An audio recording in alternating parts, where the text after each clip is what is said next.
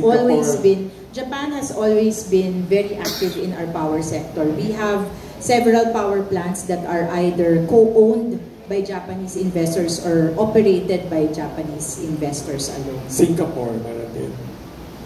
Parang konti pa lang po on the power side. I think mas manufacturing sila and but power hindi po masyado.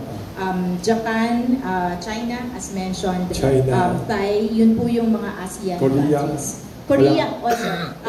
Korea initially invested in one of our natural gas plants in the Philippines as supplier to the National Power Corporation.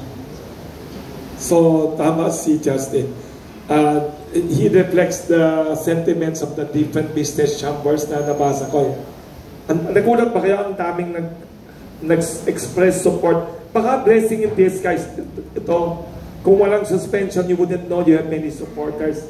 How do you feel? Opo, siguro po. Pero okay lang po na hindi ko naman alam. Wala na lang sanang suspension. Huwag lang suspension. Ay, mayroon pang nagtanong dito, nag-text isang journalist, what is the reaction of Chairman Di Malanta on the support by DOE Secretary Popo Lotilla? Anong reaction niya daw?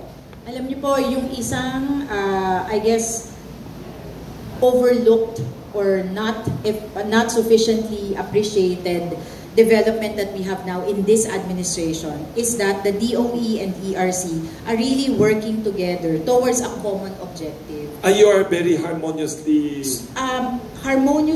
and efficiently working together. Wow. So very collaborative po yung working relationship ng DOE and ERC. Alam namin yung poder ng isa't isa.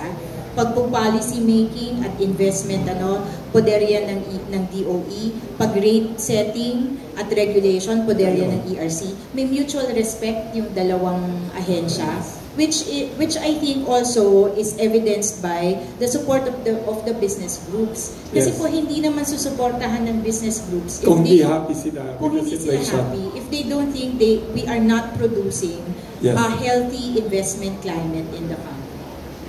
May nagtanong pa dito.